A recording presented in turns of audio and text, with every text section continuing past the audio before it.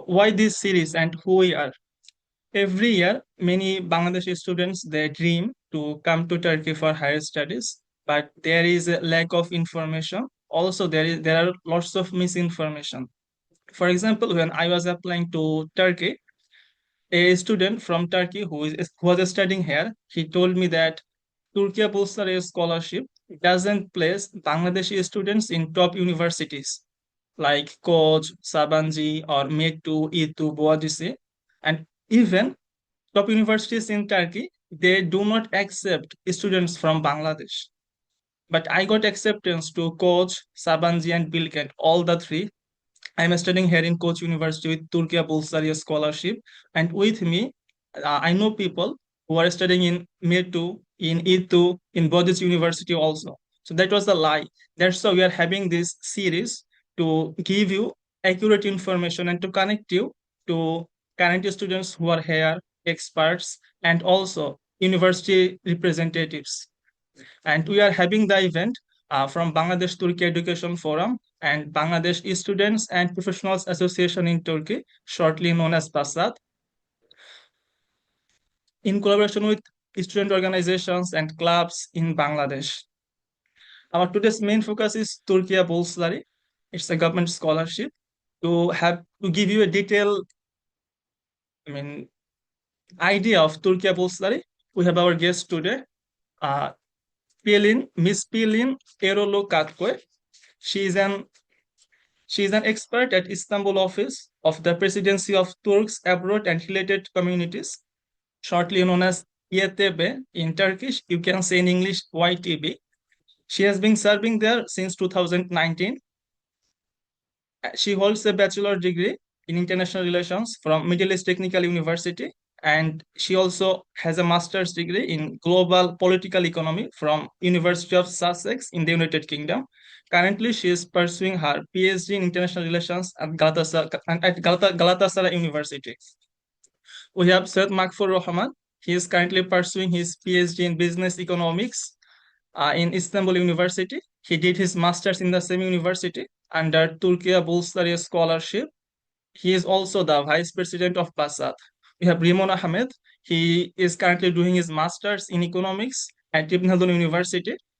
He also did his bachelor's in Turkey from Istanbul Ticaret University under Turkiye Bursları scholarship. So Mr. Rimon, he is having the scholarship for 2 times, which is a rare case. So I hope you will get insight from his experience also. Then we have Mr. Asif Mahmoud Omi. He is also doing his bachelor studies in agricultural biotechnology at Çanakkale Onseki Smart University. So I express my gratitude to all our guest speakers for their valuable time and to all our participants for joining the today's session. Without further delay, I would request Ms. Pelin to to deliver her first presentation. Ms. Pelin, the floor is yours. Thank you very much. Can I share my presentation? Yeah, you can share it. Okay.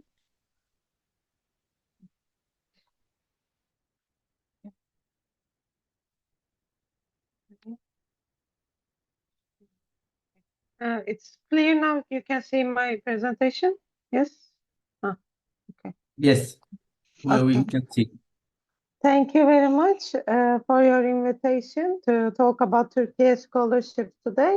My friends introduced me already. I work in the Istanbul office of YTB, and I have been working with international students since I started working here. So hopefully we will have a fruitful discussion on Turkey scholarships today. So to give you a brief background, actually Turkey scholarships became a brand in 2012, but the scholarship programs in Turkey dates back to 1960s, and we have many people who studied in Turkey since then, who are in very high places in their countries at the moment. And it is the official scholarship program of the Republic of Turkey, and it gives, as your friend said, opportunity to study at the most prestigious universities in Turkey with scholarship. And it is one of the most comprehensive scholarship programs in the world. And we have opportunities for full-time and short-term education for all international students. So the goal is that we offer successful and qualified international students the opportunity to study in Turkey, which also supports the internationalization process of higher education in Turkey. And also through this scholarship program, we build a network with future leaders committed to enhance the partnership between Turkey and their respective countries. So in Turkey scholarships in numbers, so we have currently over 15,000 Turkey scholarship students from 145 countries studying right now in Turkey. Approximately 5,000 scholarships are granted each year. But let me also tell you that we have 15,000 Turkey scholarship holders. However, the number of international students in Turkey is almost at 300,000 at the moment. So the scholarship holders are a very small part of this big group of international students in Turkey. So it is a very selective program. We conduct interviews in nearly 100 countries, face-to-face. And in total, right now, we have around 150,000 graduates from 182 countries in the world. In 2026, we received 162,000 applications from 174 countries, which is the highest number of applications actually that we have reached so far. So we offer programs in associate degrees, bachelor degrees, master's degrees, and doctoral degrees across 134 universities in Turkey. Not all of the universities in Turkey are available for under Turkey scholarships. Only the top universities are available for you to choose. And the programs are offered in Turkish and English in Turkey. We have, as I said, we have full-time scholarship programs and short-term scholarship programs. We have undergraduate, postgraduate, and merit scholarship. Undergraduate, I will go into detail of these in the next slides. The short-term scholarships are the Success Scholarship Program, which is for the international students who are studying in Turkey, but they are not the recipients of Turkey scholarships. They are studying on their own, by their own means. So they receive, if they get a certain success in their studies, they receive a success scholarship. They can receive a success scholarship from us for 1 year. We have research scholarship program for PhD and postdoc students who are not, as I said, again, Turkey scholarship holders at the moment. They can come to do research in Turkish universities with collaboration with Turkish universities and professors up to 1 year. We have Turkish communication program for public officials and academics, which is this is a program for people who are in their later stages of their career, basically. It is up to 8 months and it only includes Turkish language education. And we can sometimes, in some cases, offer only Turkish language courses up to 1 year. We also have some joint scholarship programs with UNHCR, ASEAN, Islamic Development Bank, World Intellectual Property Organization, and BICAR. So what does Turkey scholarship include? The most important thing I think for most of the international students, when you apply to Turkey scholarship program, you choose universities and departments in your application, and we place you in the university and the program directly. There is no other application process that you have to go through to apply to universities separately. When you apply to Turkey scholarships, if you are found eligible candidate after all the stages of evaluation, that you are placed in the university and program of your choosings. We offer round-trip flight tickets when you first come to Turkey to study and when you graduate. There is a monthly stipend, health insurance is covered, the tuition fee is covered. The first year you get Turkish language education. For undergraduate students, for the duration of their studies, accommodation is provided by the scholarship. But for master's and PhD students, after first year, now that you are moved on to how can I say it? Like a stipend for accommodation, additional stipend for accommodation is provided, and you can stay in a house, rent a house, or stay in a dormitory of your choosing. And during your stay here, we provide academic and professional programs. So at the moment, for undergraduate students, the monthly stipend is 6,500 Turkish lira. For master students, it's 9,500. For PhD, 13,000 Turkish lira. For research scholarship, it's 37,000, but the research scholarship does not include the other like the health insurance and the other things included in the undergraduate and undergraduate scholarship program. But if you get a merit scholarship is a very selective process as well. It is available for all levels of study. And with the merit scholarship, if you are placed first in your country examinations, if you have a very high SAT score or other international acknowledged exam score, you might be selected for the merit scholarship as well. So how to apply to Turkish scholarships? It's very actually easy to apply. It's online through the system, turkeyscholarships.gov.tr. It's free and it's online. The applications are usually at the same time each year. So for next year, it will be from 10th of January to 20th of February, most probably. You have to open an account, upload all of your original documents, select university and programs, write a letter of intent, and submit your application. But it is important that you fill your profile while applying. So if you have any work experience, any internship experience, if you have social activities, make sure to include all of these with certificates.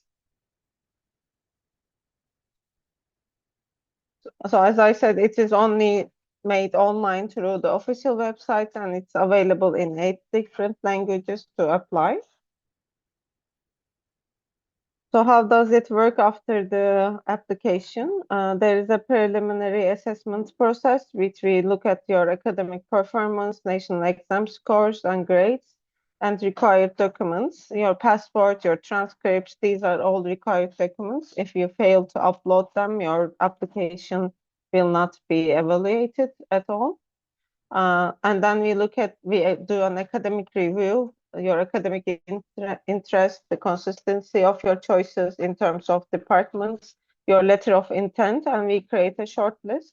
The shortlisted candidates are called for an interview, and in the interview, we mostly ask about what your career goals, we try to understand why you chose a specific department, if your qualifications match this department, and your commitment to return to your home country. And the final evaluation is made after the interview, is to look at the comparison of the candidates fit with the scholarship program and available places at universities. So as I said, there is a minimum level of academic achievement is expected. For undergraduate candidates, it's 70%. For master's and PhD, it's 75%. And for those applying to medicine, dentistry, and pharmacy departments as an undergraduate, it's 90%. for undergraduate scholarship, the age limit is 21. For masters, it's 30. For PhD, it's 35. For research, it's 50. So the candidates who are below this threshold are not evaluated after the first preliminary stage. So if you are selected for the scholarship, after you accept the scholarship, we arrange your flights. We help you to open your bank accounts, apply for the residence permit. There is a meet and greet service at the airport, depending on which city you are coming to. The insurance is activated and you are placed in a dormitory. So throughout your time in Turkey, we offer freshers orientation programs. We have some representatives in some universities across Turkey. We provide academic counseling, academic congress and workshops. There are international student camps over the summers. There are excursion programs, cultural events, sports and arts programs in almost most of the cities that we place the students to. In addition to these, there is an International Student Academy which provides lessons in cultural, for example, lessons in arts, some important subjects for you to advance yourself in, for example, in international relations, speaking club, and other subjects as well. There is an International Student Sciences Congress, which international students studying masters and PhD can present their research and get the feedback of the professors there and their peers. We have an international student internship program, which we try to provide internship spaces available for international students in certain companies across Turkey. We have international student awards. We try to celebrate those who achieved something in certain field. There are different fields of application. And we have 3 offices outside the main office in Ankara, in Istanbul, and in Edirne, which are mostly catered for international students in these cities. And we do academic support programs, language programs, culture programs, and we try to support country and regional associations. And after graduation, you become a part of the Turkey alumni group. And there are all alumni meetups in almost 40 countries. And as I said, there are more than 150,000 members of the Turkey alumni group across the world. And currently there are 36 alumni associations in 32 countries. Unfortunately, there is not one in Bangladesh yet. So the application dates, as I said, 10th of January to 20th of February. And all of the applications for bachelor's, master's, PhD are received during this time. Only the research scholarship program is available to apply throughout the year, and applications are online and free. That's all.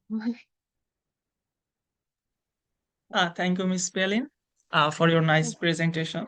I think the candidates, the participants, they have a more better view of Turkiye Bulsari now. Because if I want to summarize that Turkiye Bulsari, it not only offers a scholarship in bachelor, masters, or PhD, they also have postdoc options. If you want to come to Turkey for postdoc or for research, you can come here. And also if you want to come to Turkey with Turkiye Bulsari scholarship, it's just not only a scholarship for education. You have co-curricular activities which you can use to enrich yourself. They have social activities, they have games here. You can learn horse riding, you can learn archery here. They have all those things here. Also, they are offering you internship. So it's like a combination of everything that you need to grow up yourself, to build yourself, to be a future leader. But I would ask you 2 questions, Miss Palin. One is about the age that you asked, that the age should be 21. But how Mhm. do you count the age 21? So based on the year, we don't look at the month, but we look at generally the year of which people will turn 21. For example, for next year, 2027, it will be 2006 is the limit. It's the highest that can apply. So people who are born in 2005 will not be able to apply next year. So the So, month is irrelevant, so we just look at the year. so you mean like the year in which students are coming to Turkey before Mhm. like 21 years before that. If they are born before 21 years, they cannot apply. If they are born, I mean, within 21 years, they can apply. Yes, yeah. The highest age is the maximum age which can apply is 21. If you are younger than 21, you can apply.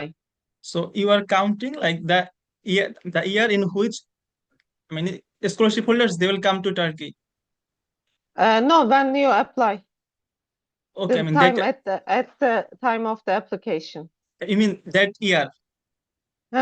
Yes. Okay, tamam, teşekkürler. And another thing, like you talked about percentage, mark percentage, like 70%, 90%.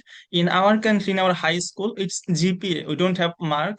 We like have Over GPA 5 out of 3%, 5. 4%. So if it's GPA 5, then how much a person need in bachelor's or like for, especially for medicine? You said 90%. So how do you count it? There are conversion tables for this. There is the Higher Education Council of Turkey provides conversion tables based on countries.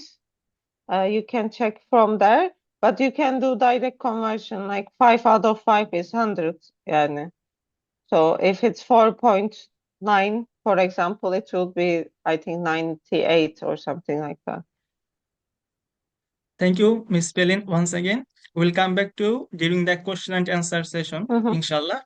So Thank you.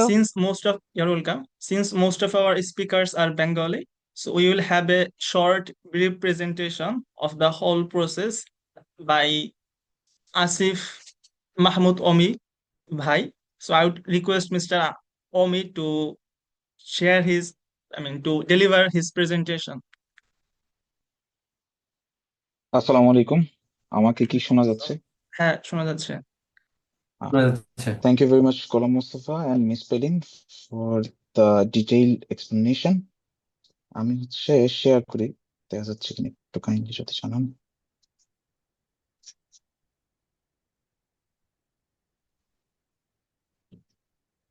হ্যাঁ, দেখা যাচ্ছে ভাইয়া। পুরো screen কি দেখা যাচ্ছে হ্যাঁ, পুরো স্ক্রিন দেখা যাচ্ছে। পারফেক্ট ওকে আচ্ছা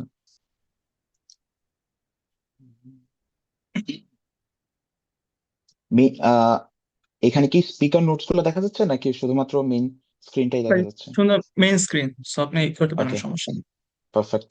পারফেক্ট তো আসসালামু আলাইকুম সবাইকে আমি মোহাম্মদ আসিফ মাহমুদ আমি বর্তমানে টার্কি বুরসার স্কলারশিপ নিয়ে চাণক্যলে 18 মার্চ ইউনিভার্সিটিতে এগ্রিকালচার বায়োটেকনোলজিতে আমার ব্যাচেলর করতেছি, ফাইনাল ইয়ারে আছি। আজকে আমি চেষ্টা করব এই হায়ার এডুকেশন সিরিজের ফার্স্ট সেশনে আপনাদেরকে হচ্ছে খুবই শর্টলি একটা বাংলাতে ডিটেল আইডিয়া দেওয়ার। মিস পেলিন খানম খুবই ডিটেল একটা প্রেজেন্টেশন করছে, আমি যতটুকু সম্ভব শর্ট রাখবো।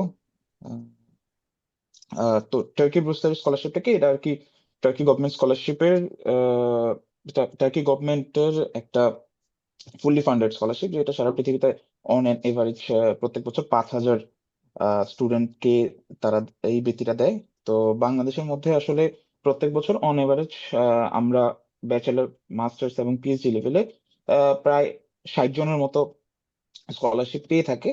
আর মানে এই স্কলারশিপের সবচেয়ে বড় সুযোগটা হচ্ছে সরাসরি টার্কির যে গভর্নমেন্ট ইউনিভার্সিটি আছে সেগুলো বা পাবলিক ইউনিভার্সিটি আছে সেগুলোতে পড়াশোনার সুযোগ পাওয়া যায়। এবং ফুললি ফান্ডেড একটা স্কলারশিপ হওয়ার কারণে মোটামুটি আপনার টিউশন ফিস ফ্রি, আপনার থাকা খাওয়া লিভিং কস্ট এবং প্রথমে যাওয়া আসার বিমান টিকিট এবং টার্কির ভাষা শিক্ষা সহ সব ধরনের সুযোগ সুবিধা তুরস্ক সরকার প্রোভাইড করে। তো মেইনলি যে কভারেজটা বললাম যে আপনাকে হচ্ছে মাসে একটা ভাতা দিবে, কিছুক্ষণ আগে পেনিন হালাম আপনাদেরকে ডিটেলস বলছে যে কোন লেভেলে কতটুকু মাসিক ভাতা দেওয়া হয়। তারপরে হচ্ছে আপনার সম্পূর্ণ টিউশন ফিস পুরোপুরি মওকুফ থাকে, এবং আবাসন সুবিধা দেওয়া হয়। আবাসন সুবিধা নর্মালি হচ্ছে টার্কিতে স্টুডেন্টদের জন্য গভর্নমেন্ট ডরমেটরি আছে, বা কায়াকা যেটাকে বলে, সেইখানে নর্মালি হচ্ছে থাকার সুযোগ থাকে। কোনো কোনো শহরে, যেমন আমার শহরে কায়কাতে আমি যে বছর আসছি ওই বছর জায়গা ছিল না, তো প্রাইভেট ডর্মে আমাদেরকে অ্যাকোমোডেট করছে। তো আমি নর্মালি প্রাইভেট ডর্মিতে থাকা থাকা হচ্ছে। আর এর বাইরে হচ্ছে আহ ব্যাচেলর লেভেলে না, আসলে মাস্টার্স এবং পিএইচডি লেভেলে প্রথম বছর ভাষা শিক্ষার পরে তারা চাইলে ডর্মের বাইরে থাকার সুযোগ পায় নিজেরা ভাড়া করে। সেই ক্ষেত্রে হচ্ছে স্কলারশিপ কমিটি একটা অ্যামাউন্টের অ্যাকোমোডেশন সাপোর্ট দেয়। আর হেলথ ইন্স্যুরেন্স পাওয়া যায়। খুবই চমৎকার একটা বিষয়, এটা স্কলারশিপের সবচেয়ে ভালো বিষয় যে এই যে আমি যদি আমার উদাহরণ দিই, লাস্ট 2 মাস আগে আমার পা ভাঙছে। তো এই যে মেডিকেল যে হ্যাসেল, এইটা আমার কিছুই পাইতে হয় নাই, কারণ আমার স্কলারশিপের আন্ডারে হেলথ ইন্স্যুরেন্স ছিল।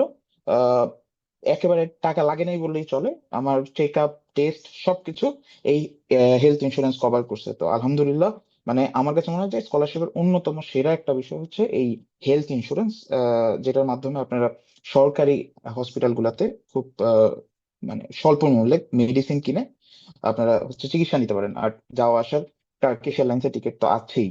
তার পাশাপাশি হচ্ছে আপনি এইখানে মোটামুটি স্কলারশিপ পাওয়ার পরে, প্রথম আসার পরে প্রথম 1 বছর আপনার হচ্ছে টার্কিশ ল্যাঙ্গুয়েজ কোর্সে আপনার ভর্তি হতে হয়, এবং হচ্ছে 1 বছর আপনার পুরো একাডেমিক বছরটায় টার্কিশ ভাষা কোর্স করতে হয়, এবং C1 লেভেল পর্যন্ত শেষ করতে হয়।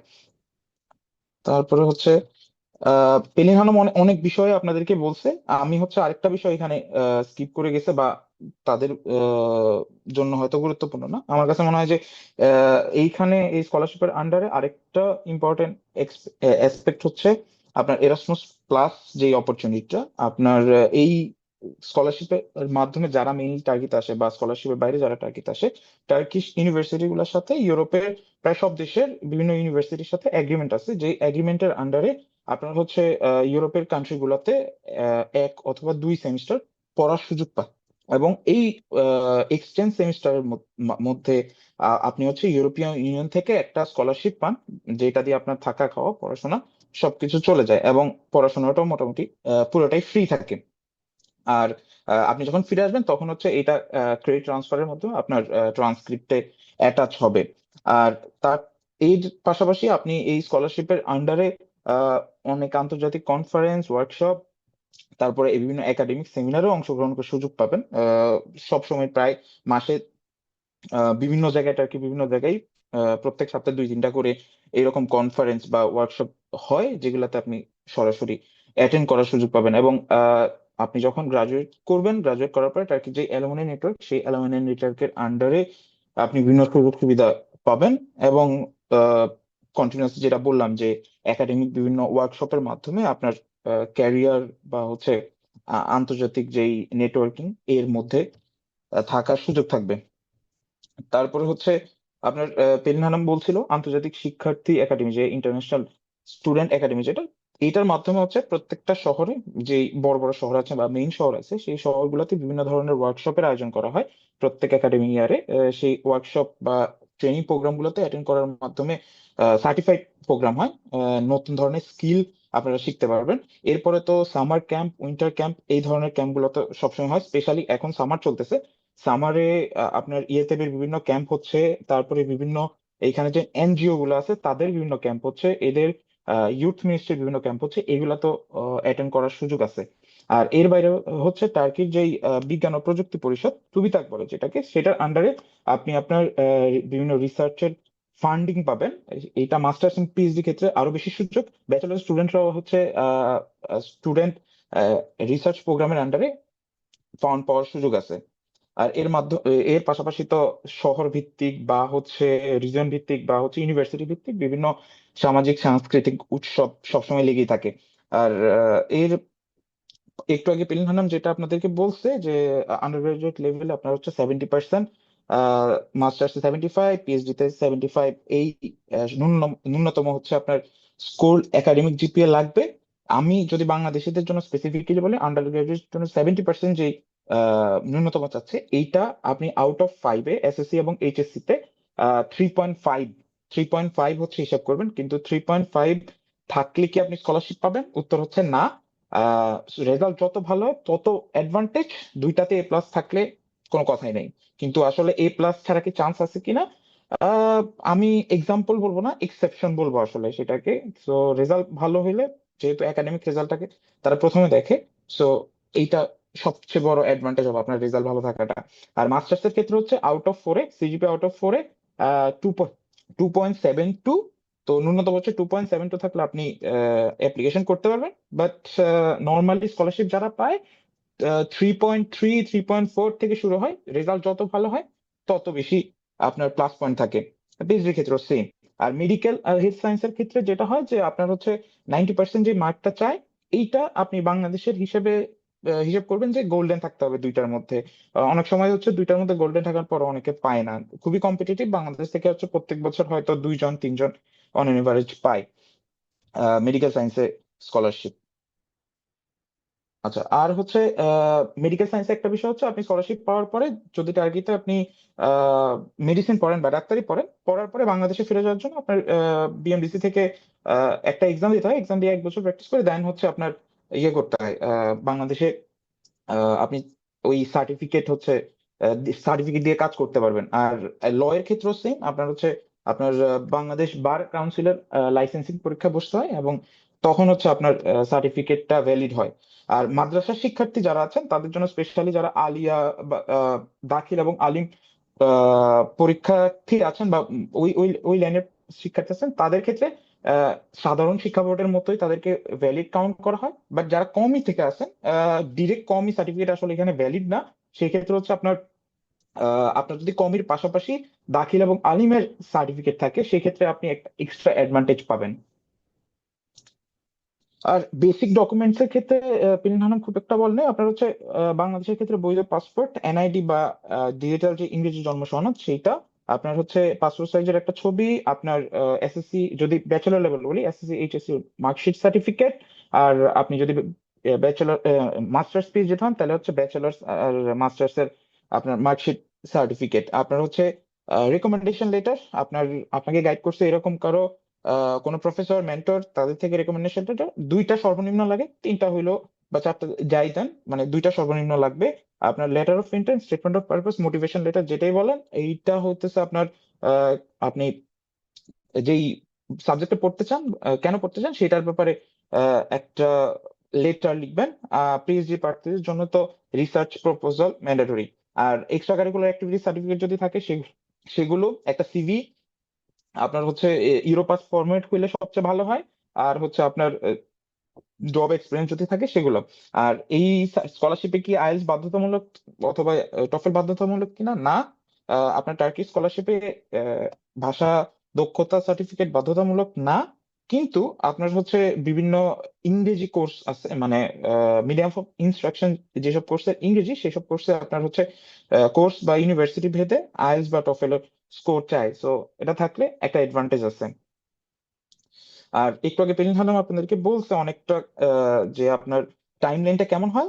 সহজ কথায় হচ্ছে, প্রত্যেক বছর নর্মালি জানুয়ারি 10 তারিখ থেকে ফেব্রুয়ারি 20 তারিখ হচ্ছে মূল টাইম লাইন থাকে। ওই সময় আপনার অ্যাপ্লিকেশন পোর্টাল খুলে, বাট আপনি হচ্ছে সারা বছর পোর্টালে ঢুকে আপনার অল ডিটেলস ওইখানে ফিল আপ করে রাখতে পারবেন। শুধুমাত্র অ্যাপ্লিকেশন যে স্পেসিফিক পোর্টালটা, সেটা হচ্ছে আপনার ওই সময়টার মধ্যে খোলে। বাট অনেক সময় দেখা যায় অনেক বেশি অ্যাপ্লিকেশনের ক্ষেত্রে হয়তো 5 দিন বাড়ায় বা 10 দিন বাড়ায়, এটা ডিপেন্ড করতে। বাট আপনি এখন থেকেই হচ্ছে পেপার সিরিজ থাকলে আপনি ওখানে অ্যাড করতে পারবেন। এরপর হচ্ছে মার্চ থেকে মের মধ্যে আপনার বাংলাদেশের স্ক্রিনিং বা হচ্ছে ডকুমেন্ট চেক আপ হয়। তারপরে জুন জুলাইয়ের মধ্যে নর্মালি হচ্ছে ইন্টারভিউর জন্য কল হয় বা ইন্টারভিউ গুলো হয়। বাংলাদেশের যে ঢাকার টার্কিশ এম্বাসি আছে, সেখানে হচ্ছে আপনার রিটেন পরীক্ষা এবং ইন্টারভিউ হয়, এবং আগস্ট সেপ্টেম্বরের দিকে ফলাফল প্রকাশ পায়, এবং আপনি হচ্ছে পেপার বা ভিসা অ্যাপ্লিকেশন করে দেন টার্কিতে সেপ্টেম্বরের দিকে ফ্লাই করেন। সো এতক্ষণ তো মোটামুটি অন এন এভারেজ আমি চেষ্টা করলাম যে একটা ব্রিফ ধারণা দিতে। তো আমি যে লেটার অফ ইন্টেন্টের কথা বলছি বা স্টেটমেন্ট অফ পারপাসের কথা বলছি, টার্কিতে হচ্ছে অ্যাপ্লিকেশনে স্পেসিফিক কিছু কোয়েশ্চেন থাকে যেগুলোর অ্যান্সার আপনার সেই লেটারে থাকতে হয়। প্রথমত আপনি তুরস্ক বা ওই স্পেসিফিক সাবজেক্টে যে কেন পড়তেছেন তার যৌক্তিক কারণ দেখাইতে হবে। তারপরে আপনার যেই সাবজেক্টে অ্যাপ্লিকেশন করতেছেন, যার যে ফিল্ডে আপনি ইন্টারেস্টেড, সেই রিলেটেড আপনার পূর্বের কি ধরনের অভিজ্ঞতা আছে বা আহ, মানে আপনার অর্জন কি কি আছে সেই ব্যাপারে আপনার হচ্ছে সেইখানে স্পষ্ট করতে হবে। এবং তার পরবর্তী হচ্ছে পড়াশোনা শেষে বাংলাদেশে ফিরে আপনি হচ্ছে সমাজে কিভাবে অবদান রাখবেন বা আপনার পড়াশোনা কিভাবে অবদান রাখতে পারে সেটার ব্যাপারে স্পষ্ট ধারণা দিতে হবে।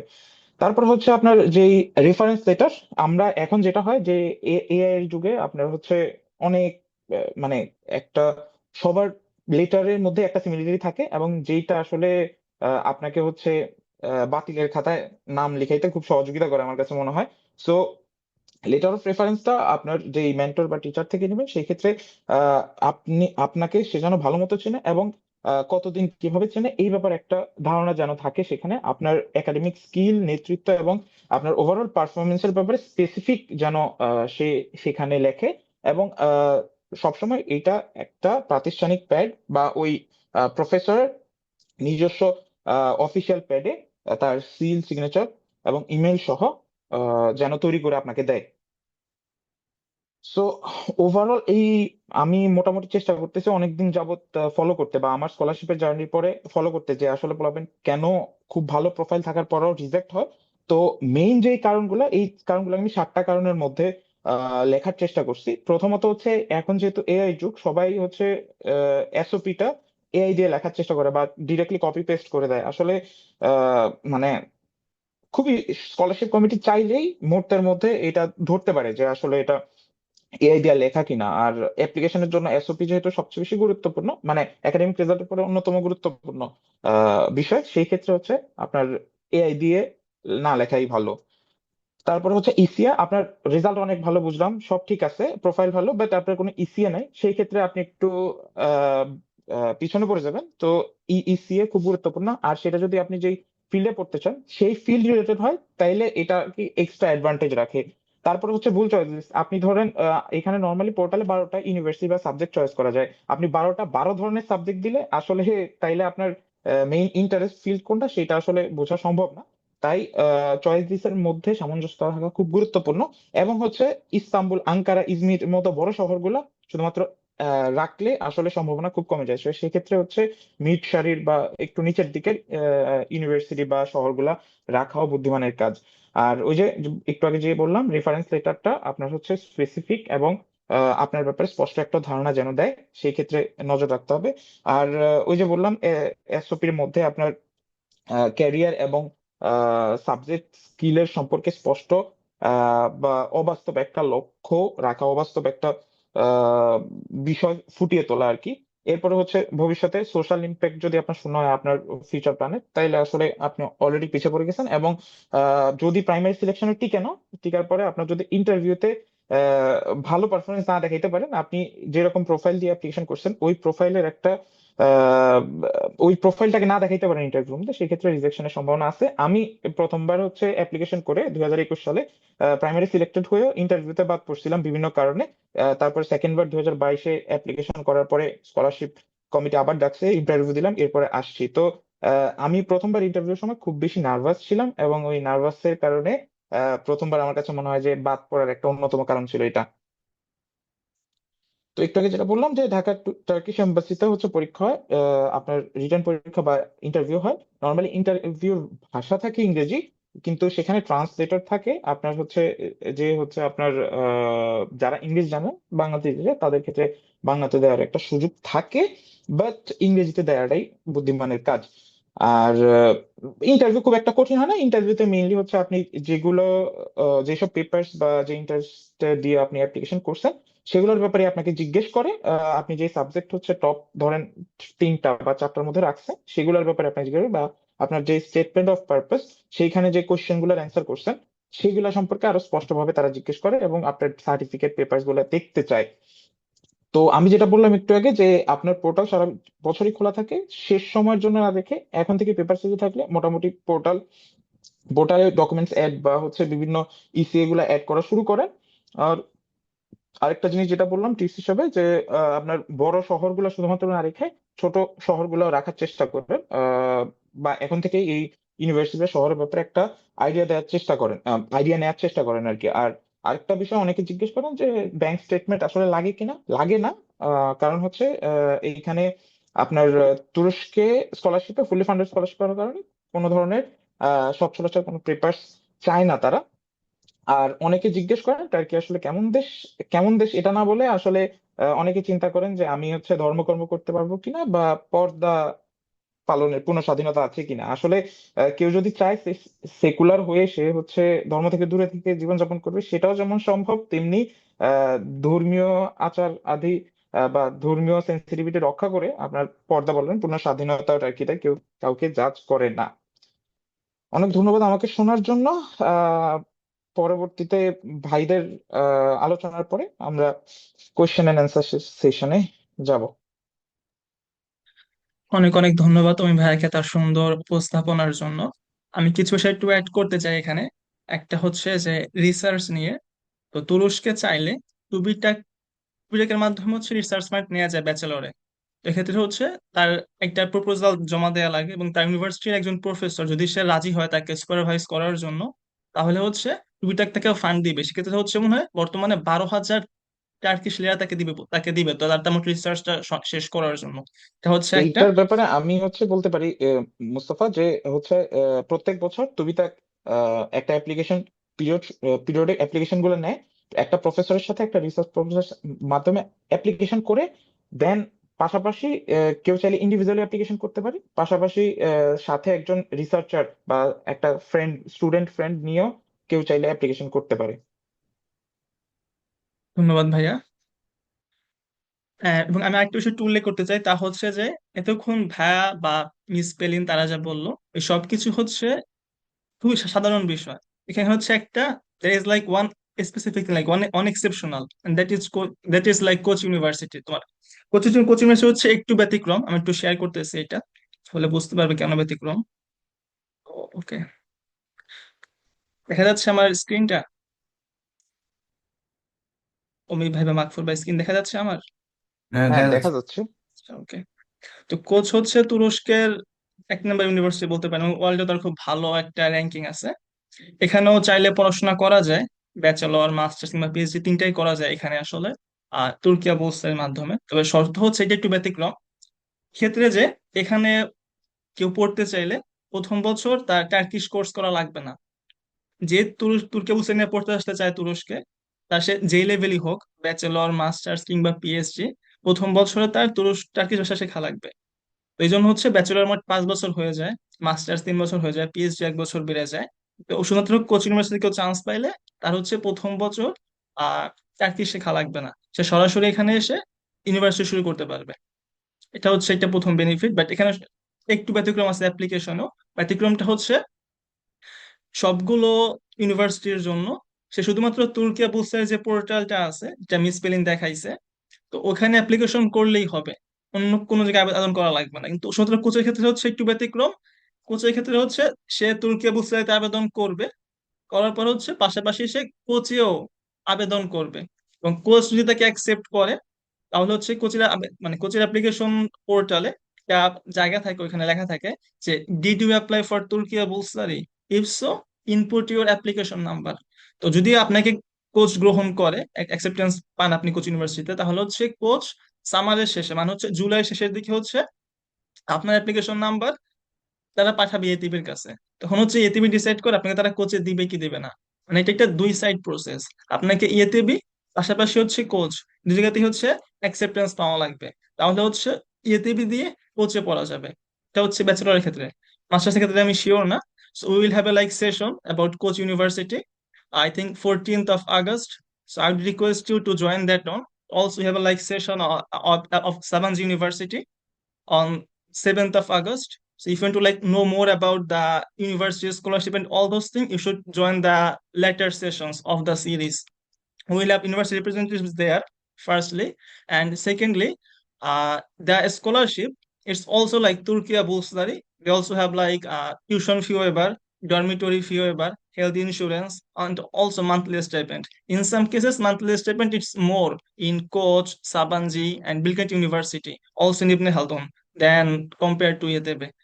So till now we have talked about the scholarships only, and I hope you got an idea about the Turkey Bursary and all those things. Now I would like to hear about student experience, like how is it to study and live in Turkey? Yeah? For that, I would like to invite Mr. Rimon Ahmed. He is currently doing his masters here. He also did his bachelor's in Turkey. So he's here for almost 6 years, and he got the scholarship Turkey Bursary twice. So I hope like you will get benefit from his insight. Mr. Rimon, the floor is yours. Now, obviously, you can say it in Bengali. Hello. Shagi Bangladeshi, so feel free to say in Bengali. Thank you, Ghulam Mustafa. আসসালামু আলাইকুম, আশা করি সবাই ভালো আছেন। আমি এখন একটা screen share করব।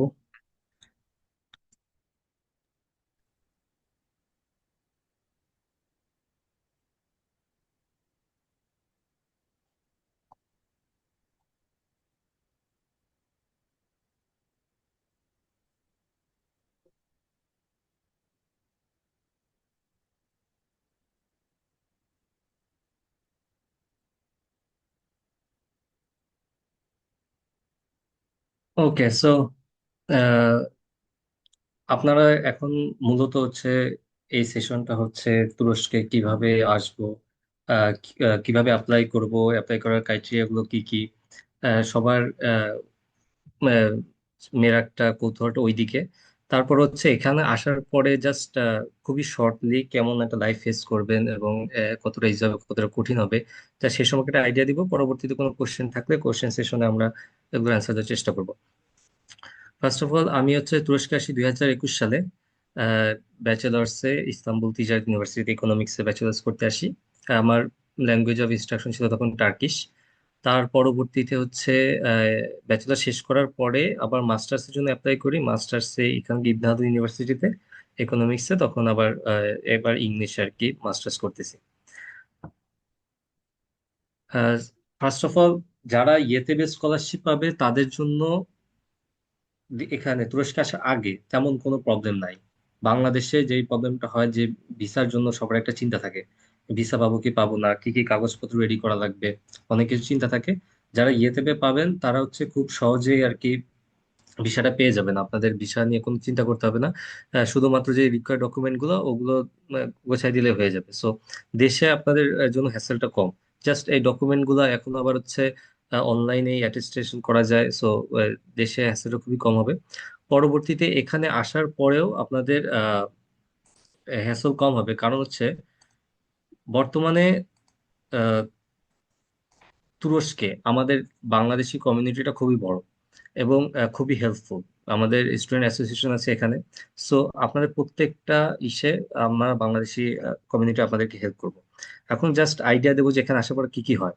সো ফার্স্ট অফ অল, যখন আপনারা আসবেন তখন একটা ভয় থাকে নতুন দেশে কি করব, কোথায় যাব। বাট কোনো প্রবলেম নাই, আপনারা যখন আসবেন ইয়েতেবের টিম থাকে এয়ারপোর্টে আপনাদের রিসিভ করার জন্য। সো ওইটা থাকবে। আমাদের স্টুডেন্ট অ্যাসোসিয়েশন থেকে রিপ্রেজেন্টেটিভ থাকতে পারে। সো কোনোভাবে মনে করেন একটা যে আগে থেকে যে উদ্বেগ থাকে, চিন্তা থাকে, সেটা থাকার কোনো কারণ নাই। আসার পরবর্তীতে ইয়েতেবে টিম আপনাকে রিসিভ করে আপনাকে গাড়িতে করে আপনার ডরমিটরিতে পর্যন্ত দিয়ে আসবে। এবং ডরমিটরিতে যাওয়ার পরেও রেজিস্ট্রেশন আগে করা থাকবে, আপনার কোনো কিছুই করা লাগবে না, জাস্ট উঠে চলে যাবেন। এর পরবর্তীতে জাস্ট সেটেল হওয়ার আস্তে আস্তে এই সময় আপনার ইয়েতেবের কোঅর্ডিনেটর আপনাকে হেল্প করবে যে কিভাবে পেপার ওয়ার্ক গুলো করা লাগে। আমাদের বাংলাদেশ কমিউনিটির লোকজন আপনাকে হেল্প করবে। সো আস্তে আস্তে এখানকার রেসিডেন্স পারমিট নেবেন, ব্যাংক খুলবেন, এই কাজগুলো আস্তে আস্তে শেষ হয়ে যাবে। তার পরবর্তীতে আপনাদের ল্যাঙ্গুয়েজ কোর্স শুরু হয়ে যাবে। ল্যাঙ্গুয়েজ কোর্স এখানে সবার জন্য ম্যান্ডেটরি, যারা ইংলিশে পড়বে, যারা টার্কিশে পড়বে, সবার জন্য ল্যাঙ্গুয়েজ কোর্সটা ম্যান্ডেটরি, যারা ইয়েতেবের জন্য আসবে। আর এই ল্যাঙ্গুয়েজটা শেখা আসলে তুরস্কের জন্য কম্পালসারি না হলেও কম্পালসারি, কারণ এখানে ইংলিশে আপনি চলাফেরা করতে পারবেন না ইংলিশ ভাষায়। সো আপনার টার্কিশটা শেখাই লাগবে আজ হোক কাল হোক। যদি টার্কিশটা না শেখেন তুরস্ক অনেক কিছু আপনি মিস করবেন। পরবর্তীতে এখানে থাকার জন্য ডরমিটরিতে থাকে ব্যাচেলরের সবাই। মাস্টার্সের যারা এবং ডরমিটরি গুলো হচ্ছে আপনার এখানকার কিছু কিছু ভার্সিটির নিজস্ব ডরমিটরি আছে, বাট যারা ইয়েতে স্কলারশিপ আসে, যেসব ভার্সিটির নিজস্ব ডরমিটরি নাই, তারা হচ্ছে ভার্সিটির বাইরে এখানে বিভিন্ন ফাউন্ডেশনের ডরমিটরি থাকে। সো ওইখানে এক রুমে 3-4 জন এরকম করে থাকে, সব ধরনের সুযোগ সুবিধা থাকে। আহ, উম, মানে খুব ভালো স্ট্যান্ডার্ডের ডরমিটরি আর কি এগুলো। সো ওইখানে আবার আপনার সকালের খাবার, সন্ধ্যার খাবার ওগুলো থাকবে। আহ, তো এই ডরমিটরি একটা বিষয়। তারপর হচ্ছে যখন মাস্টার্স এর স্টুডেন্ট যারা মাস্টার্স পিএইচডি তে আসবেন, তাদের যখন টার্কিশ শিখবেন ফার্স্ট ইয়ার, তখন ডরমিটরি পাবেন। পরে থেকে ফার্স্ট ইয়ারের পর থেকে আপনাদেরকে হচ্ছে একটা মান্থলি অ্যালাউন্স দেওয়া হবে। ওই অ্যালাউন্সটা দিয়ে আপনারা ফ্রেন্ডদের সাথে শেয়ার করে পরবর্তীতে অ্যাপার্টমেন্টে থাকা লাগবে, তখন অ্যাকোমোডেশনটা নিজের হয়ে যাবে জাস্ট ইয়েতে মান্থলি অ্যালাউন্স দিয়ে। আর ডরমিটরিতে যখন থাকবেন ওটা আপনার একদম টেনশন ফ্রি, ফুলটা ইয়েতে দিবে আর কি। তারপরে হচ্ছে টার্কিশে যে এখন একটা মেইন প্রবলেম সবাই ফেস করে, যে এখানকার ইকোনমিক অবস্থা তেমন ভালো না, জিনিসপত্রের দাম বাড়তেছে। তো ইয়েতে এই অ্যামাউন্টটা দিয়ে হয় কিনা। আপনি যদি স্টুডেন্ট লাইফ লিড করতে চান, একটু হার্ড তো হবেই, বাট ইয়েতে যারা স্কলারশিপে আসবেন, তারা হচ্ছে মানে টিউশন, হাউজিং, ফ্লাইটস, মানে হেলথ ইন্স্যুরেন্স সহ সবকিছুই পেয়ে যাবেন। আপনাদের মাসে যেই স্টাইপেন্ডটা দেওয়া হবে just extra pocket money. So এই টাকা দিয়ে আসলে সমস্যা হওয়ার কথা না। যারা গভর্নমেন্ট ইউনিভার্সিটি চান্স পাবেন, ওইখানকার দুপুরের মিলের খরচও কম। সো এই টাকা দিয়ে আসলে করা যাবে, মানে ভালো একটা লাইফ লিড করা যাবে এখানে, প্রবলেম নাই।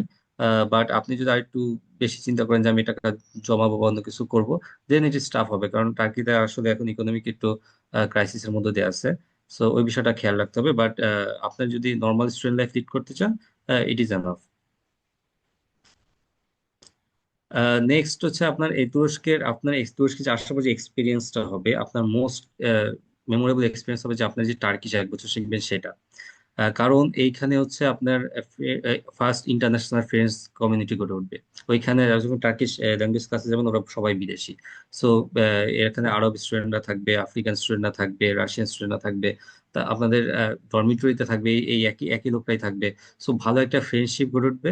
সাথে সাথে হচ্ছে টার্কিশটা যদি আপনি শিখতে চান, যারা টার্কিশে কোর্স আছে, যারা ভয় পাচ্ছেন যে টার্কিশে পড়ালেখা করতে পারবো কিনা, টার্কিশটা যদি শিখতে চান, টার্কিশ কিন্তু আসলে কঠিন ভাষা না। আর যদি না শিখতে চান, যদি একটা আপনার প্রথম থেকে একটা থাকে যে কেন টার্কিশ, কেন এটা ভালো লাগতেছে না, তাহলে অবশ্যই মনে করেন এখানে ভালো করতে পারবেন। আবার যদি শিখতে চান, খুব ইজিলি টার্কিশটা শিখে ফেলতে পারবেন। 1 বছর ইজ মোর দ্যান এনাফ। আসলে 10 মাসের কোর্স এটা। সো এখানে ক্লাসগুলো খুব ইন্টারেক্টিভ হয়, ক্লাস থেকে আপনার আউটিং এ নিয়ে যায়। অনেক মেমোরেবল, কারণ হচ্ছে পড়ালেখার কোনো চিন্তা নাই। ল্যাঙ্গুয়েজ কোর্সে 4 ঘন্টা ক্লাস হয়, ক্লাসেই পড়ালেখা। সো বাকি টাইমটা শুধু চিল। নর্মালি এই টাইমটা পায় না স্টুডেন্ট। স্টুডেন্ট ব্যাচেলর মাস্টার যারা করে, কোর্স ওয়ার্ক থাকে, এই থাকে সেই থাকে। আর আপনি 1 বছর জাস্ট ভাষা শিখতেছেন আর চিল করে বেড়াচ্ছেন। সো এই 1 বছরটা খুবই ইম্পর্টেন্ট। জাস্ট কেয়ারফুলি ক্লাসে মনোযোগ দিয়ে ভাষাটা শিখলেই পরবর্তীতে ক্লাসও খুব ইজি হয়ে যাবে। আর হচ্ছে ফ্রেন্ডস সার্কেল তাড়াতাড়ি বড় হবে, কমিউনিটি তাড়াতাড়ি বড় হবে, কানেকশন তাড়াতাড়ি বাড়বে। সো টার্কিশ ভাষাটা খুব যদি আসতে চান, টার্কিশ ভাষাটাকে ভালোবেসে শিখতে হবে। অনীহা করলে ইট উইল বি টাফ। তারপরে হচ্ছে টার্কিতে আর কিছু যে বিষয় আছে, যেমন এখানকার মানুষজন আসলে হেল্পফুল। আপনার ইউনিভার্সিটিতে যখন আসবেন, সচরাচর আমরা যারা বাংলাদেশি একটা এনভায়রনমেন্ট থেকে আসি, আমাদের একটা থাকে যে মনে করেন টিচাররা একটু প্যারা কিভাবে দেবে সেই দিকে ফোকাস থাকে টাইপ। মানে সবকিছু একটা কঠিন করার যে বিষয়টা, তুরস্কে আসলে আমি এসে সেটা ফেস করি না। এখানে প্রত্যেকটা জিনিসের একটা সলিউশন থাকে। এবং টিচার বলেন বা যারা থাকে সরকারি কর্মকর্তারা বাদে, এরা হচ্ছে সবসময় হেল্প করার চেষ্টা করে, কিভাবে স্টুডেন্টটাকে হেল্প আউট করবে। সো এই জিনিসটা খুব ভালো লাগবে আসার পরে যখন দেখবেন। তারপরে হচ্ছে আপনাদের এখানকার টার্কিশ খাবারটা একদম বাংলাদেশি টেস্ট পাবেন না, বাট আমার মতোই মাঝে মাঝে ভাত টাত খায় এরা। সো একদম মানে পুরো বিদেশি একটা খাবার, সেই ভাইবটা পাবেন না। এখানকার ট্রাভেল নিয়ে যদি আপনাদের চিন্তা থাকে যে ট্রাভেল খরচটা কিভাবে হবে, এখানে যারা ইস্তাম্বুলে থাকে ইস্তাম্বুল কার্ড আছে, যারা অন্যান্য শহরে থাকে অন্যান্য শহরে বিভিন্ন কার্ড আছে, ওইটা দিয়ে আপনাদের স্টুডেন্ট ডিসকাউন্ট থাকে, খুবই কম টাকায় আপনার ফুল ট্রাভেল আপনি করতে পারবেন। সো অনেক ইজি হয়ে যাবে এই বিষয়টা। আর কিছু বিষয় আছে, যেমন এটা শীত প্রধান দেশ, বাংলাদেশ থেকে প্রথমবার বিদেশে এসে আপনি স্নোফল দেখবেন, এই সেই। সো এই জিনিসগুলো ভালো এক্সপিরিয়েন্স হবে। আর টার্কিশ হচ্ছে একটা ইসলামিক কান্ট্রি হওয়ার কারণে আমাদের জন্য কালচারালি কোপ আপ করা আরো সহজ হয়ে যায়। আপনি ইউরোপ আমেরিকাতে গেলে আপনি বাইরে কি খাবেন না খাবেন এই বিষয়ে যারা সেন্সিটিভ তাদের জন্য একটা প্রবলেম থাকে। বাট এখানে এসে আপনি পুরো বাংলাদেশের মতো লাইফ লিড করতে পারবেন, যা ইচ্ছা তাই খেতে পারবেন, কোনো চিন্তা নেই এই বিষয়ে।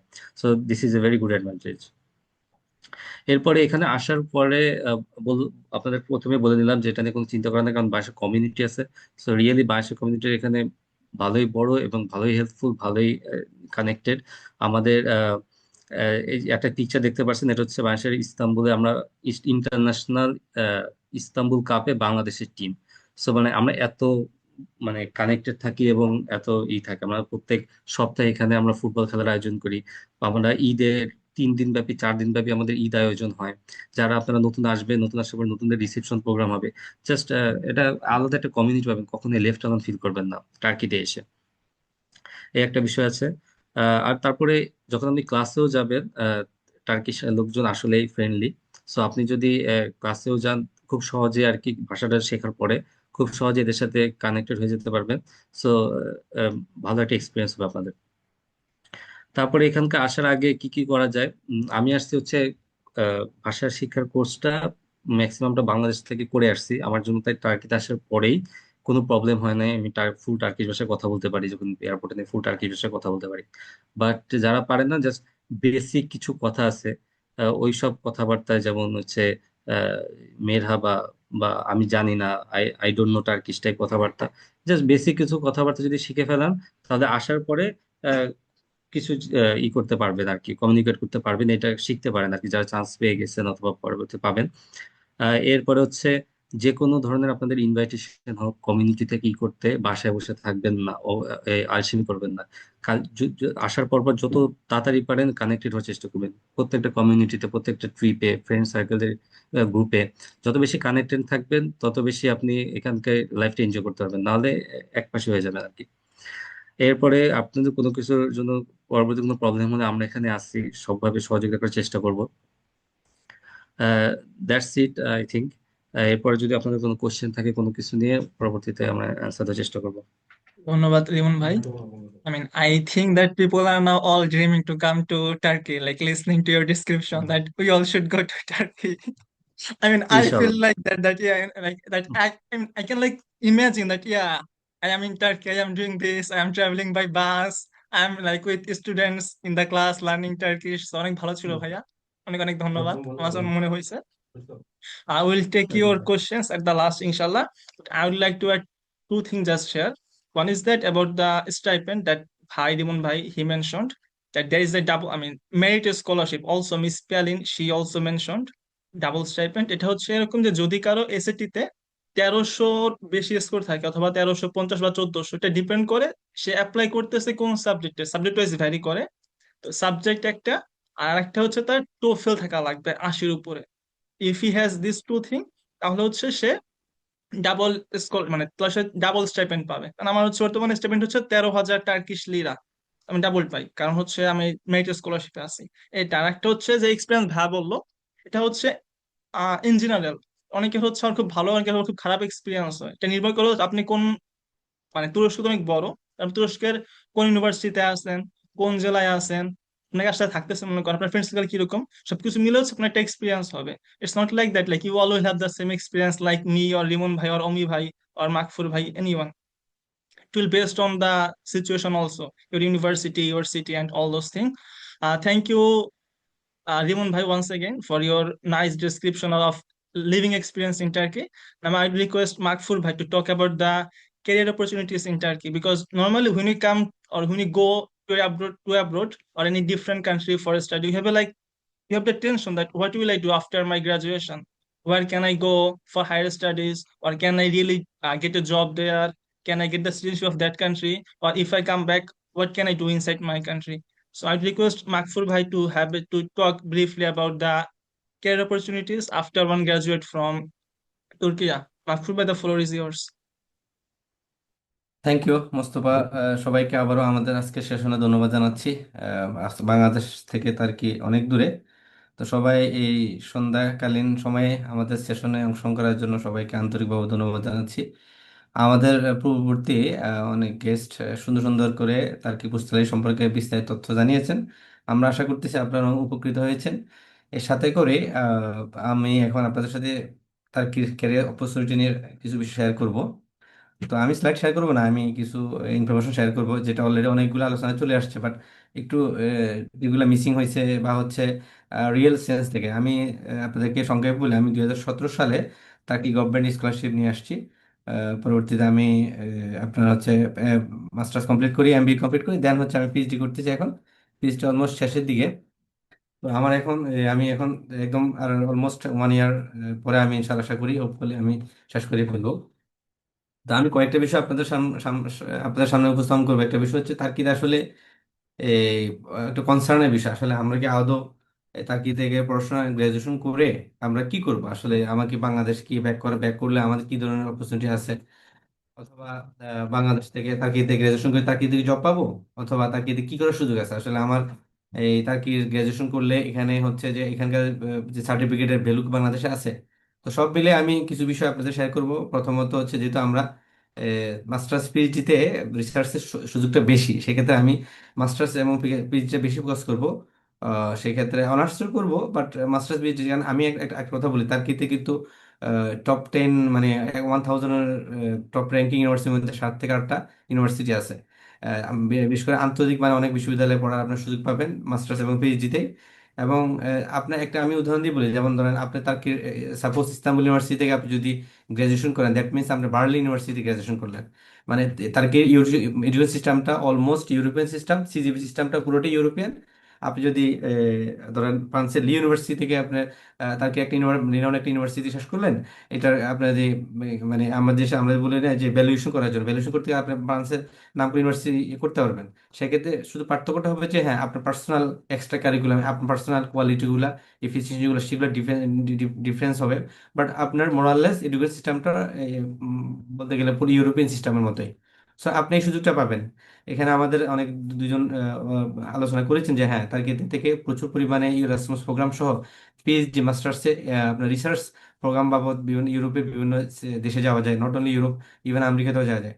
সো তার্কি থেকে পড়াশোনা করে অনেকে আমাদের অনেক ভাই ব্রাদাররা ওরা ইউএসএ গেছেন, কানাডায় গেছে, বিভিন্ন ইউনিভার্সিটি গেছেন, কারণ তার্কির পড়াশোনাকে মানে বিশেষ করে বিশ্ব মানে গ্লোবালি বিশেষ করে ওয়েস্টার্নে অনেক বেশি মূল্যায়ন করে তার্কির পড়াশোনাটা। কারণ হলো তার্কিতে আপনার র্যাঙ্কিং গত অনেক ইউনিভার্সিটি আসে, পাশাপাশি তার্কি রিসার্চের ক্ষেত্রে অনেক আগে আছে।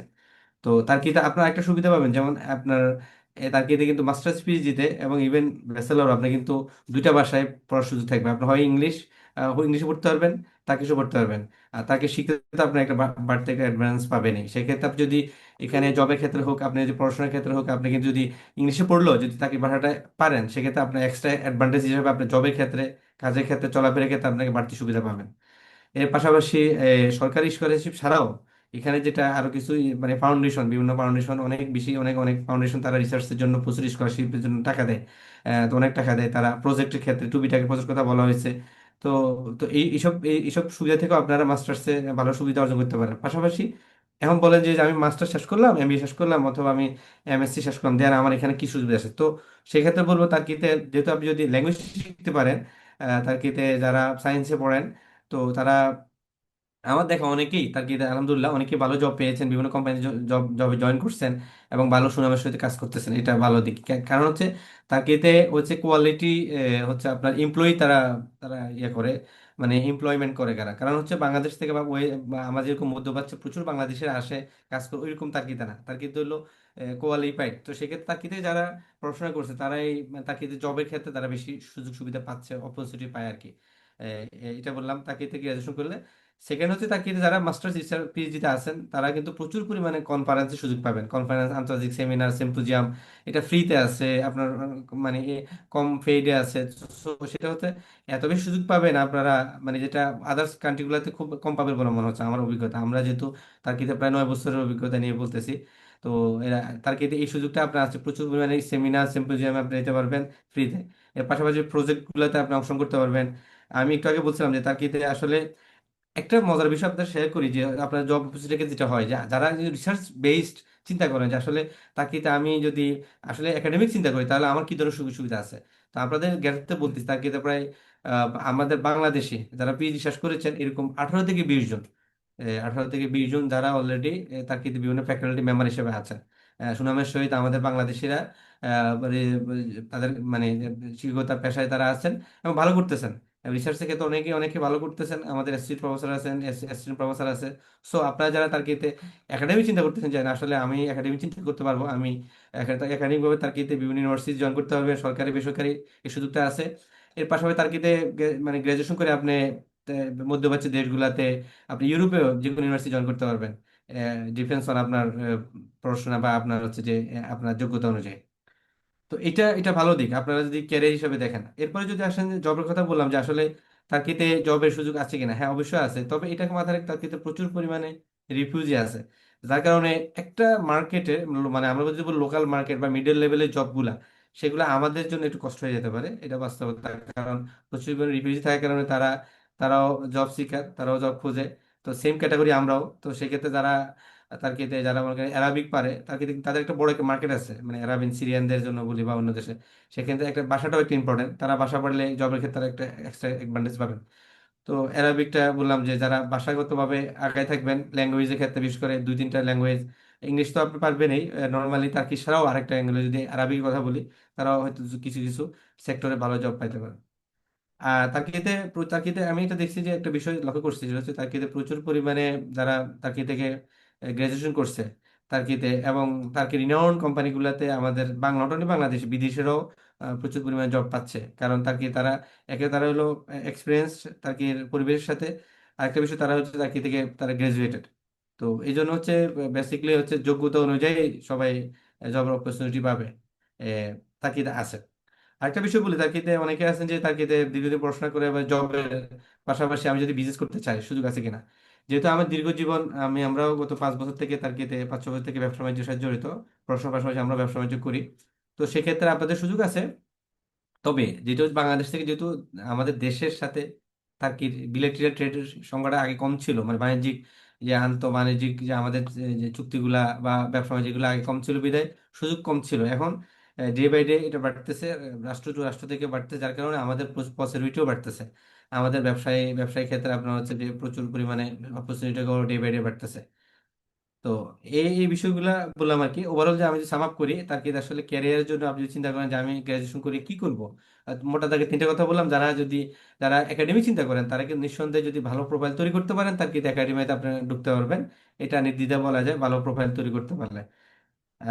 বললাম এটা। আর যদি তার ক্ষেত্রে যদি মনে করেন যে না, আমি মাস্টার্স করে দেন বাইরে চলে যাব, সেক্ষেত্রে হ্যাঁ তার ক্ষেত্রে এই সুযোগটা আছে। তার ক্ষেত্রে ভালো একটা আপনার একাডেমিক প্রোফাইল তৈরি করে আপনি ইউরোপ আমেরিকাতে ট্রাই করতে পারেন। এরপরে তার্কিতে আরেকটা বিষয় বলি, জব অপরচুনিটির ক্ষেত্রে যেটা হইতে পারে, আমাদের অনেক সোশ্যাল সায়েন্সের ভাই ব্রাদার আছেন বা আমরাও যেহেতু, সেটা হচ্ছে যে আপনারা যদি এখানে ভালো করি, এটা মানে ভালো একটা সোশ্যাল একটা কমিউনিটি কানেক্টেড থাকেন, এখানে আপনারা ভালো মানে পড়াশোনার পাশাপাশি আপনাদের ভালো সুনাম অর্জন করতে পারেন, সেক্ষেত্রে বাংলাদেশেও প্রচুর এখন তার্কিতে প্রচুর ইনভেস্ট হচ্ছে, বাংলাদেশে তার্কিরা ইনভেস্ট করতেছে বাংলাদেশ। সেক্ষেত্রে আপনি এখান থেকে গ্রাজুয়েশন করে বাংলাদেশে গিয়েও অনেক কোম্পানি জয়েন করতে পারবেন। আমাদের অসংখ্য ভাই, আমাদের এলুমনির অনেক ভাই আলহামদুলিল্লাহ বাংলাদেশে গিয়ে অনেক কোম্পানি চাকরি করতেছে, তার্কিশ এয়ারলাইন্স থেকে শুরু করে তার্কিশ ফ্যাক্টরিতে শুরু করে নানান বাংলাদেশের নানান কোম্পানিতে বাংলাদেশিরা বিশেষ করে যারা তার্কিতে গ্রাজুয়েশন করছে তারা জব করতেছে। এটা এটা অনেক, এবং তারাও কিন্তু বাংলাদেশে যারা গ্রাজুয়েশন কমপ্লিট করছে তাদেরকে প্রায়োরিটি দিচ্ছে। সো আপনারা যদি এই সুযোগটা নিতে পারেন যে আমি তার্কি থাকবো না, তার্কিতে আমি ছিলাম, বাংলাদেশে গিয়ে ক্যারিয়ার গঠন করছি, সেক্ষেত্রেও আপনি পাবেন। তবে সেক্ষেত্রে অবশ্যই আপনাকে কোয়ালিফাইড হয়ে তৈরি হতে হবে যাতে করে আপনি বাংলাদেশে গিয়েও ভালো পারফরমেন্স দেখাতে পারেন। তো সব কথা আর বাড়াবো না। এক ভাই প্রশ্ন করছেন যে আমি বিভিন্ন প্রশ্ন আসবে ওয়ার্ক পারমিট নিয়ে সুযোগ আছে কিনা, অবশ্যই সুযোগ ভাই, আছে। আমি প্রশ্ন পরে নিব আমরা ইনশাল্লাহ। হ্যাঁ প্রশ্ন ঠিক আছে, পরে আমরা নিব। কোশ্চেন সেশনে যাবো, আপনাদের প্রশ্নগুলো আমরা ইনশাল্লাহ। সবাইকে আবার ধন্যবাদ জানাচ্ছি, শুভ সন্ধ্যা, ভালো থাকবেন, ফি ধন্যবাদ ভাইয়া। আমানিল্লাহ। আচ্ছা, আমি কিছু এসে একটু অ্যাড করি, যেহেতু এখানে ভাই কথাবার্তা বললো। আমি এখানে আইআই নিয়ে পড়াশোনা করতেছি, মানে ইন্টারন্যাশনাল রিলেশনস। তো বর্তমানে হচ্ছে তুরস্ক, they are trying to make good relation with Bangladesh. তো Koc my university, it's run by a family, Koc family, and they are the wealthiest family in Turkey, and they are planning to have some factories in Bangladesh. So if you are graduating now, if you know Turkish and you are also a Bengali and they have their factories there, so you're getting opportunities there. Also in defense, if you're a Bengali and Turkish government, like they're trying to like implement some military factory there. So you can go and work there because you know both. You know you are a Bangladeshi, so you know the local environment. Also, you know Turkish, so you can act as a connector between Bangladesh and Turkey. Also, we have Bangladeshi who work in government departments in Turkey. So currently, the ambassador of Bangladesh in Maldives, he was the head of strategic department of ministry, foreign ministry in Turkey. He was the strategic head of that department. And Nazmus Sakib, yeah, Nazmus Sakib Bhaiya. No, sorry, Nazmul Islam Bhaiya. Nazmul Islam Bhaiya. Currently, he's the ambassador of Bangladesh in Turkey. Yeah. But he was here. He was like working as one of the head of a strategic department. So you also have those possibilities. Also, you have like you have like a journalist from Bangladesh working in Turkey. Like we have a working like in Anadolu Agency, we have like Sarwar Hussain Bhai. Many of you may know Sarwar Bhai. Also, like we have a person, Walid Bhai. He's working in TRT. He is the head of TRT department focusing Asia. So whatever the Tier 2 plan regarding Asia, he approves all of them.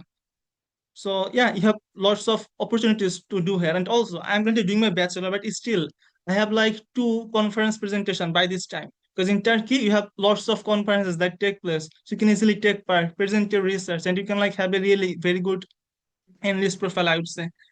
So yeah, I think we covered almost all the things, scholarship and then student experience, career.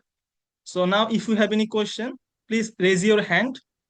Once you raise your Can hand, I add, can yeah, I yeah, yeah, add a please, couple please. of things? Yeah.